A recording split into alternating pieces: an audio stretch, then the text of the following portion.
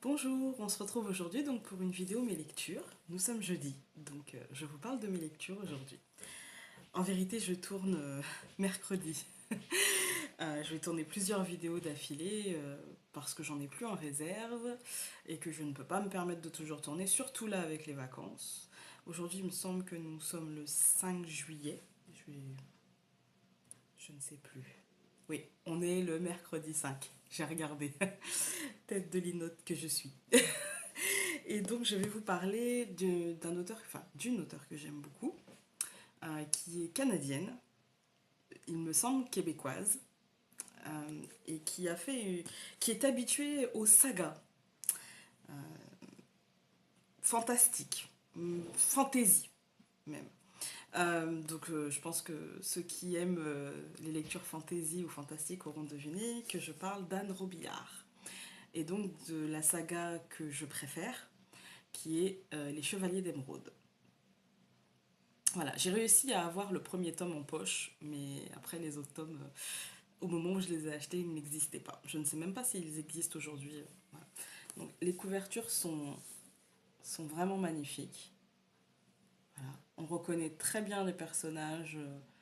Enfin, moi en tout cas, j'arrive très bien à reconnaître les personnages. Je vais vous montrer les couvertures tout en vous racontant l'histoire. Parce que si je lisais les quatrièmes de coups, il y en a 12. Donc voilà. Hein. Nous suivons l'épopée des Chevaliers d'Émeraude, pardon, à partir du moment où une reine, donc la reine de Chola, vient déposer sa fille au château d'Émeraude. Donc ça, c'était le tome 2. Le tome 3. Donc elle vient déposer sa fille au château d'Émeraude pour la mettre sous la protection du roi d'Émeraude. Voilà, Émeraude Ier. Euh, cette jeune fille, voilà, s'appelle Kira.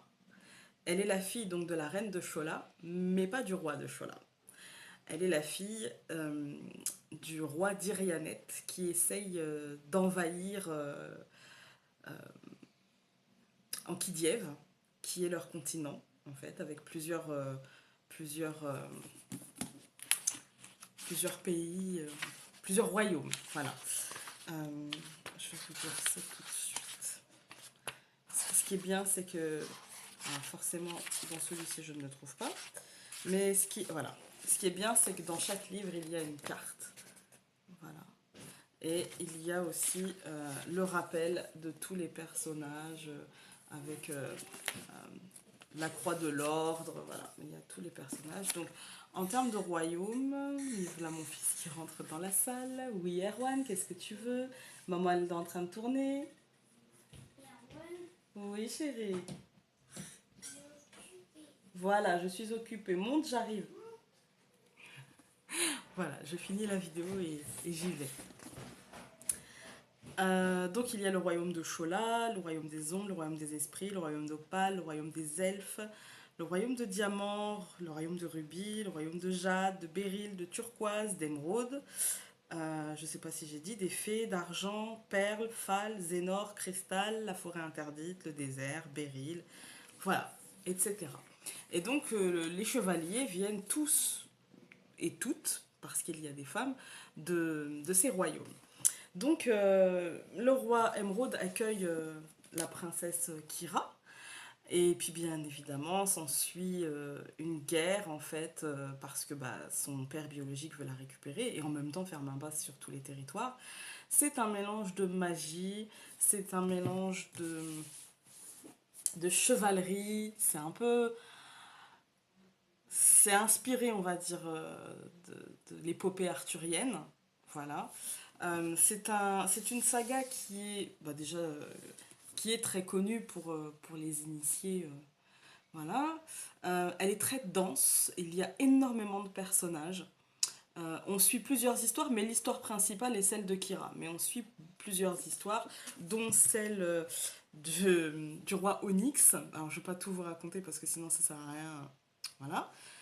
Mais le roi Onyx, ce que je peux vous dire, c'est que il est très ambitieux, il est ambigu, et du coup, ça nous tient en haleine. Voilà, on ne sait pas tellement où est-ce qu'il veut en venir, s'il est bon, s'il est moins bon, enfin voilà. C'est c'est particulier, mais, euh, mais c'est très prenant comme saga en fait. C'est très très très prenant. Moi j'ai beaucoup aimé, vraiment. Ça m'a tenu en haleine pendant des années en fait, parce que bah, ça sort au compte-gouttes, hein. Moi j'ai eu la chance en fait de découvrir cette saga pratiquement à la fin en fait de la saga, donc j'ai pas attendu longtemps, voilà. Par contre, après celle-ci, il y a les héritiers dans Kidiev, donc en gros c'est on termine l'histoire et 20 ans après, qu'est-ce qui se passe? Voilà, ou 10 ans après, je sais plus. Euh, les héritiers d'Ankidiev, on en reparlera dans une autre vidéo, mais j'ai beaucoup moins aimé. Enfin, j'ai beaucoup moins aimé. J'ai apprécié tout pareil au départ, et ça devient long en fait. Et le problème avec cet auteur, c'est que il y a énormément de personnages et que la mort ne veut rien dire. Voilà. Donc c'est pas parce qu'ils sont morts qu'ils peuvent pas revenir. Donc c'est compliqué. Il y a aussi dans cette saga un aspect divin parce que on y voit un panthéon. Euh, Voilà, et puis dans la suite, plusieurs panthéons même, mais en tout cas, il y a au moins un panthéon qu'on voit dès le départ, qui interagit avec les humains, un peu sur le modèle des dieux grecs ou des dieux romains. Voilà, vous voyez, avec Zeus, surtout chez les Grecs, Zeus qui engrosse tout le monde, voilà. Et ben là, bon, il n'y a pas. Quoique, il n'y a pas vraiment d'engrossement, mais en tout cas, il y a une interaction entre le divin et l'humain. J'ai beaucoup. Alors, clairement, ce sont des livres divertissants. Voilà, ce sont des livres divertissants qui vident la tête, qui nous transportent en fait dans un univers, je dirais, un petit peu parallèle au nôtre.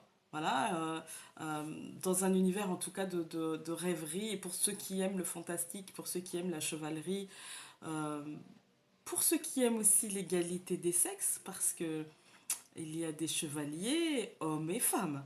Et du coup, ça m'a plu. C'est mon côté féministe. Mais en plus, je l'assume. Et du coup, oui, moi j'ai bien aimé. Ce sont des livres qui sont accessibles, je pense, à partir de l'adolescence. Parce qu'après, l'enfance, c'est quand même, voilà, c'est pas énorme. Le tome de poche, voilà, il est pas énorme. Mais pour certains enfants, le fait qu'ils. Enfin, oui, pour certains pré-ados ou tout jeunes ados, le fait qu'il n'y ait pas d'image, peut-être. Voilà, ça peut rebuter. Voilà. Mais pour ceux qui aiment la lecture, pour les ados qui aiment la lecture, ou même les jeunes adultes, ou même les adultes qui aiment, qui ont envie de se faire plaisir sans trop se prendre la tête avec une lecture qui pourrait demander de la concentration, demander de bien comprendre. Les phrases sont simples, les tourneurs de simples ne sont pas alambiqués, on ne se perd pas en conjectures, en descriptions inutiles. Moi j'aime beaucoup l'écriture de Madame Robillard, j'aime beaucoup son écriture. Je trouve qu'elle a une écriture fluide justement, et moi je n'aime pas trop euh, alors, j'aime les détails parce que ça nous permet, voilà, de. Mais j'aime qu'on laisse travailler mon imaginaire. Et moi, qu'on me détaille le froufrou de la robe. Enfin, voilà. Souvent, ce sont des passages. Quand ça parle de ça, je saute de droit ligne. Ça me saoule un petit peu. Voilà. Bah, sinon, est-ce que je le recommande? Oui. Au niveau des peurs, ça fait pas peur du tout. En termes d'étoiles, franchement, je mettrais 4,5. Très honnêtement, je mettrais 4,5 parce que ça fait le job. Voilà, on est. Surtout que maintenant, cette saga-là, vraiment, vous n'avez pas à attendre puisque tous les tomes sont sortis. Je pense que vous pouvez même les trouver en occasion. Vraiment, en tout cas, du tome 1 au tome 12 des Chevaliers d'Émeraude et non des Héritiers d'Ankidiev, je dirais 4,5. C'est vraiment une série que j'ai aimée. J'ai attendu vraiment à chaque fois. Je courais chez Auchan, aller chercher le tome suivant, même le soir, après le boulot de mon mari. Allez, papa, pour prendre la voiture. Voilà. Et vraiment, j'attendais pas de me dire, oh, j'irai quand je ferai les courses. Non, j'y allais parce que j'avais vraiment envie. C'était presque addictif. Voilà, c'était devenu presque addictif. J'ai vu. c'était tellement divertissant et c'était en plus à un moment de ma vie où j'avais besoin de me vider la tête, où j'avais besoin de penser à d'autres choses. Et même après le boulot, bah, j'y allais, quoi. Voilà. Et non, bah voilà, c'est tout ce que j'ai à vous dire. Ça fait 10 minutes que je dis voilà, en fait. Mais c'est vraiment, je vous le recommande. Pour les vacances, je pense que c'est l'idéal. Euh, alors, je sais, on n'a pas tous la chance d'avoir toutes les vacances, voilà, et d'avoir beaucoup de temps libre. Plein de mouches. J'ai ouvert la fenêtre, j'aurais pas dû. Et, et du coup, oui, clairement, je vous le recommande parce que c'est... En fait, ça vide la tête tout en étant, tout en faisant travailler un petit peu, vous savez, ce côté euh, un peu spirituel avec le Panthéon. Du coup, ça nous remet en fait dans... Pour ceux qui aiment ça, en fait, ça nous rappelle les histoires un petit peu des panthéons grecs, romains, égyptiens, etc. Et du coup, moi, derrière ça, j'ai lu du Christian Jacques. Et du coup, c'est vrai que ça m'a redonné envie, en fait, d'avoir euh, des lectures avec un aspect spirituel ou un aspect, en tout cas, divin. Voilà. Ça m'était un peu passé avant ça, et puis bah, du coup, ça m'a remis dans le truc. Bon, là, j'ai fini depuis un moment, hein. Mais ouais. Voilà, bah sur ce, j'ai plus rien à vous dire, à part que oui, je vous le recommande clairement et que je leur mets une très bonne note parce qu'ils ont fait leur boulot, ils m'ont diverti. Donc je vais vous laisser, je vais aller rejoindre mon fils et puis après continuer à tourner des vidéos quand il sera peut-être calmé. Voilà. Bah à très vite pour une vidéo mes lectures ou pour une vidéo de présentation de jeu. Et puis bah comme d'habitude le samedi en live pour le tirage des énergies, le dimanche pour un live discussion et la carte Dixit. Et le mardi après-midi, oui, le mardi après-midi sûr et certain pour un live d'explication de cartes de Mademoiselle Lenormand.